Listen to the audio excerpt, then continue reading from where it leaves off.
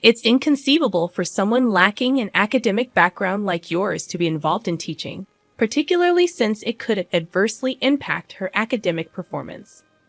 Upon discovering that I was providing academic support to my niece, my sister-in-law directed her anger towards me. Sophia, why are you associating with someone like her? What if you end up like her? My sister-in-law seemed to perceive my presence as something detrimental, her cold attitude testing my patience. Amy, think before you speak. Who do you think contributes to our comfortable life? Isn't it because Mary works hard at home? In response to my mother-in-law's gentle words, my sister-in-law became even more emotional. Why are you defending her? Isn't it her duty to handle household chores? She's not just doing housework. She works hard and contributes a lot to the household. You just gallivant around without contributing. If anything, you should be grateful to Mary. Do you really believe she's working earnestly? I can't imagine someone like her being interested in essential tasks. My sister-in-law then impulsively grabbed my desktop computer and threw it out of the window. What are you doing?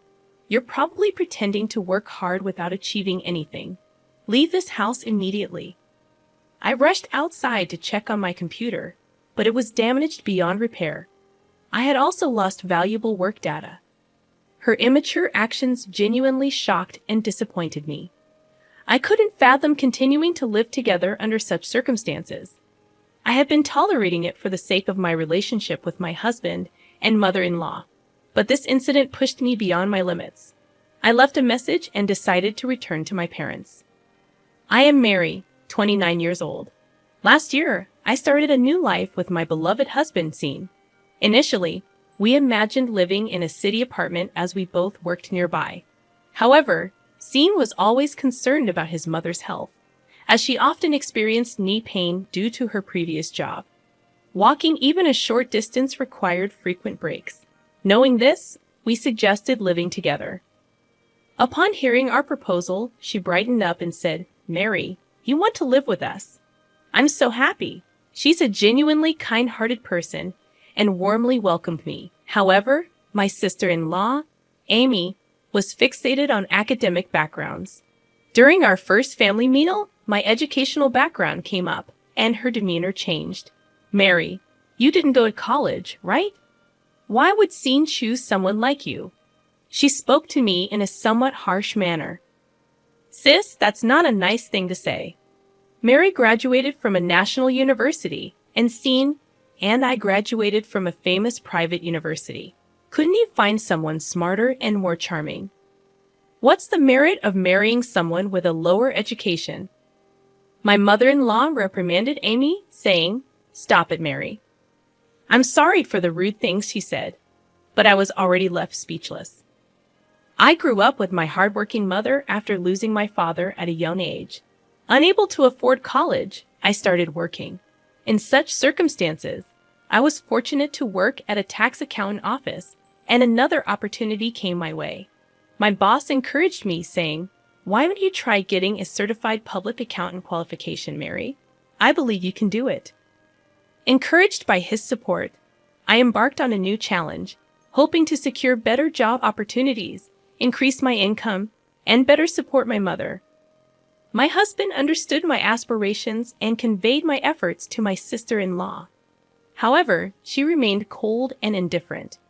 Despite my genuine intentions, my sister-in-law's words cut deep when she uttered, "If Mary becomes pregnant, I hope the child won't take after her and will be intelligent." These words struck me unexpectedly, making me question if my feelings stemmed from having only a high school diploma. Perplexed, I chose not to escalate the situation, refraining from further discussion. Subsequently, my sister-in-law would frequently mock me over trivial matters, commenting on my cooking speed or reminiscing about her university days during casual conversations, seemingly to taunt me. What bothered me more was that she imparted similar comments to her daughter, Sophia. Sophia, being a kind-hearted child, obediently listened to her mother's words. My sister-in-law had high expectations for Sophia, now preparing for her junior high school entrance exam at S Academy Junior High. Although my sister-in-law took a part-time role there without a teaching license, she did it to avoid additional responsibilities. In front of me, she would deliberately tell Sophia, "Let's work hard together for the future." Frustrated, I bit my lip, lacking the courage to confront my sister-in-law and not wanting to drag my husband and mother-in-law into any trouble. Despite our infrequent meetings, I told myself that enduring her behavior would be okay. However, an unexpected development awaited us one day. My sister-in-law suddenly arrived at our house, holding Sophia's hand, and casually announced, "Mom, I got divorced. We'll be staying here for a while. Please take care of us." Both my mother-in-law and I were shocked by this sudden news, questioning why it happened so abruptly. My sister-in-law responded with a sigh, stating, "That man was so annoying till the end. He incessantly complained about the smallest things and never listened to me, yet he decided to divorce just because of that." Before my mother-in-law could continue, she stopped herself. "It's not just that," my sister-in-law replied with a bitter smile. "When I asked for alimony during the divorce, he only agreed to pay $600. After being together for so long, I was shocked by the amount. So, I thought it would be better to come back home where I don't have to worry about living expenses. Plus, I wanted to spend more time with you, Mom." She showed a slight smile and held her mother's hand. "I can live peacefully in this house." She then laid back on the sofa, scrolling through her smartphone, with packed bags and boxes scattered around the room. My mother-in-law and I were lost for words, watching this chaotic scene. A look of surprise and confusion was evident on my mother-in-law's face, and I shared those feelings as well. After a while, my sister-in-law handed me some of her clothes, asking, "Mary, can you wash these for me later?" I suggested that they should be sent to the dry cleaners, but she replied, self-centered, "You could do that much for me, right?"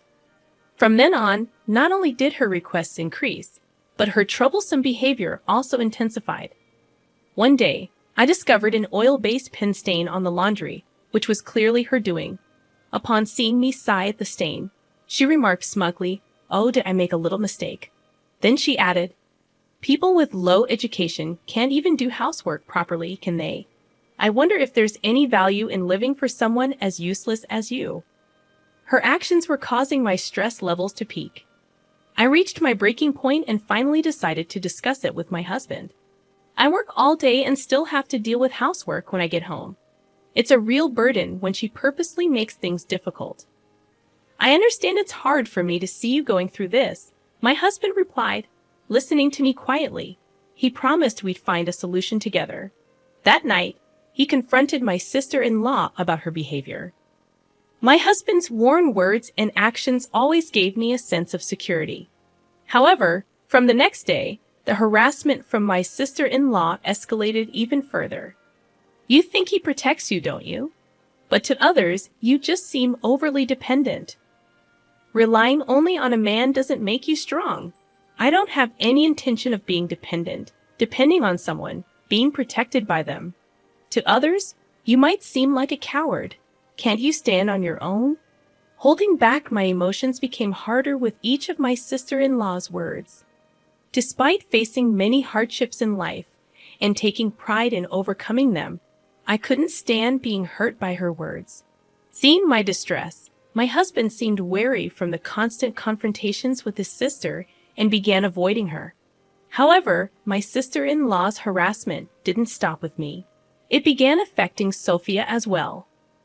She was keen on getting Sophia admitted to S Academy and was eager to send her to a tutoring school.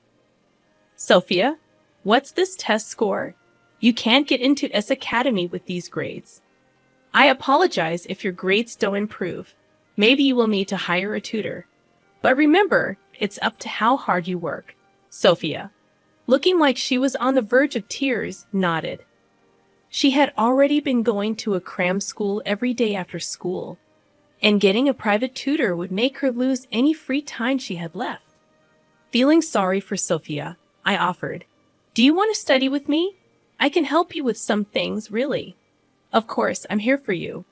From then on, We started studying together, being careful not to get noticed by my sister-in-law. Although Sophia sometimes struggled, she grasped concepts when taught patiently. "Mary, I got 80 points on my test." "That's great," Sophia exclaimed. "You worked really hard." Sharing that success brought genuine warmth to our hearts. My mother-in-law, who noticed our efforts, sometimes cheered us up secretly by sharing delicious cakes with us. The time spent with her and Sophia became my healing moments. However, this peaceful time was short-lived. One day, while studying with Sophia, my sister-in-law unexpectedly returned home. Seeing us, she shouted, "What are you doing? You, with no formal education, are teaching her? I can't believe it. You might make her grades drop. Stay away." Furthermore, my sister-in-law slapped Sophia on the shoulder and yelled, "Why are you spending time with her? Do you want to end up like her?" The way she spoke about me as if I were contagious made my anger boil over. All the things I had been holding back just overflowed. As I told you before, I'd only graduated high school due to financial reasons. Judging someone solely based on their educational background is wrong. "What did you say?" My sister-in-law exploded even more. Hearing the commotion, my mother-in-law intervened, saying, "What's happening here? Mary is getting too close to Sophia." What if her low educational background influences Sophia? Do you know who's ensuring our comfortable lifestyle? Haven't you seen how hard Mary works at home? My mother-in-law's calm yet pointed words only fueled my sister-in-law's anger. "Why are you defending her? Anybody can do household chores. It's not just chores. She's working hard, contributing to our household. All you do is go out and play, indifferent to what's happening at home. You should be more grateful. Are you saying she has a proper job? I can't believe it."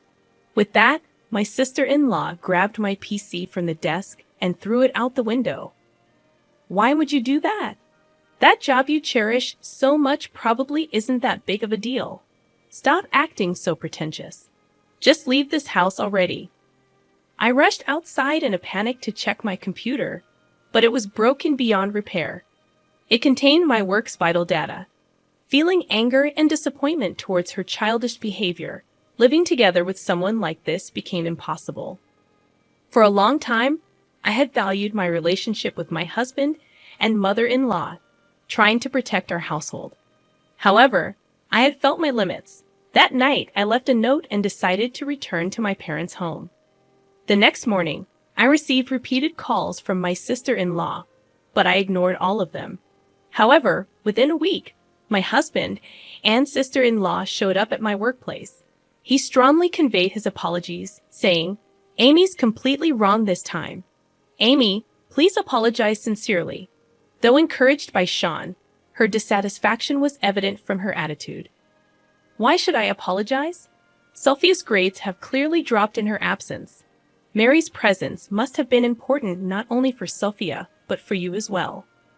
Indeed, I had felt guilty deep down about Sophia's academic struggles. It seems there's no other way. Mary, come back home and support Sophia's studies. I never wanted to live with someone with your educational background, but I'll endure it for Sophia's sake. I had wanted to return for Sophia's sake, but her arrogant tone nearly extinguished that desire. If you truly care about Sophia's education, why don't you teach her yourself, Amy? You strongly recommended her to study for exams. So why are you neglecting her? I didn't want to be told anything by someone like you. Encouraged by Sean, her dissatisfaction was evident from her attitude. I encouraged Sophia to study for exams because I don't want her to end up in a lowly position like you. Is that really all there is to it? I want Sophia to grow up to be an elite adult like me.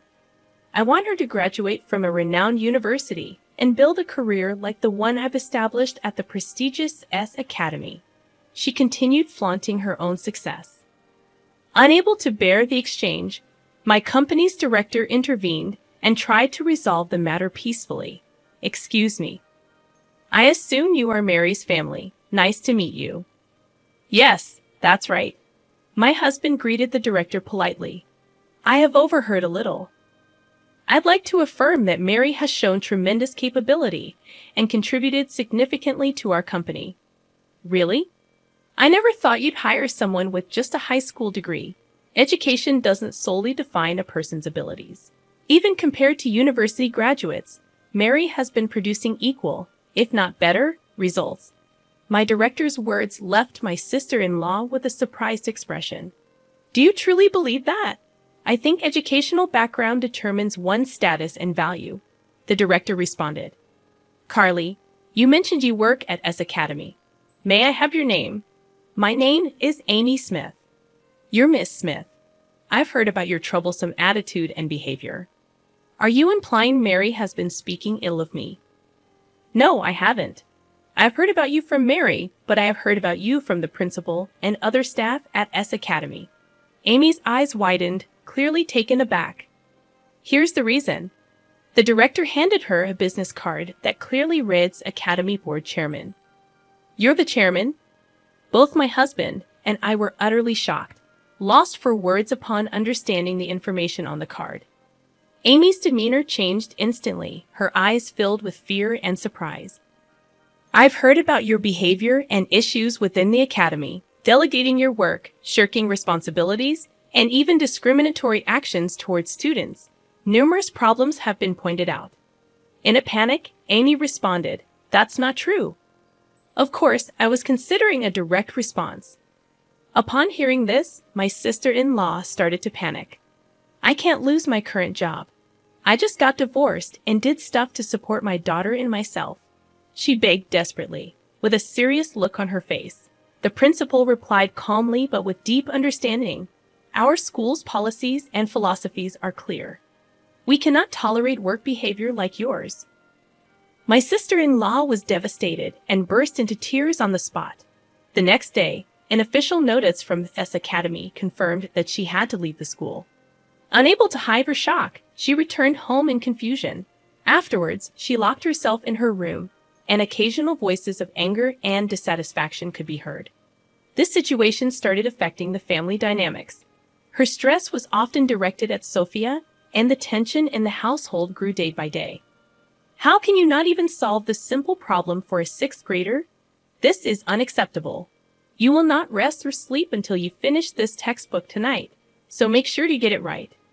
Sophia had been studying under this strict guidance day after day, and her fatigue was evident on her face. I was worried she might follow Amy's path. Stop pushing Sophia like this.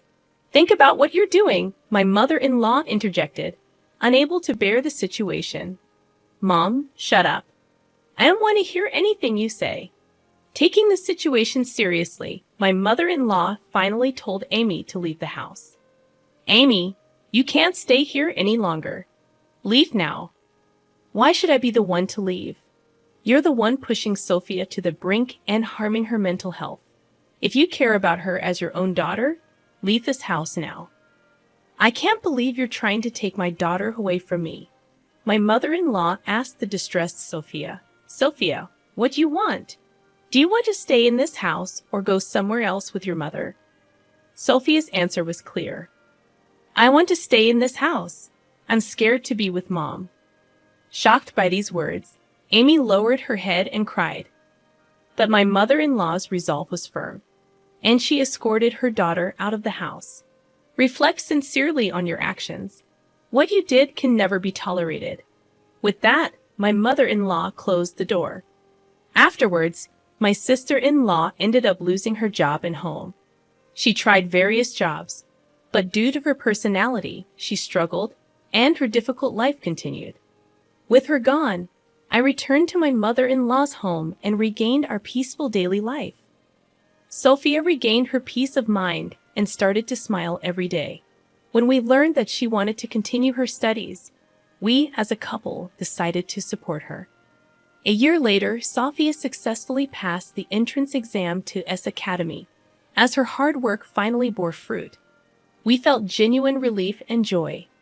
Now Sophia continues to work hard towards her dream of becoming a teacher, and we hope to continue supporting the path she has chosen.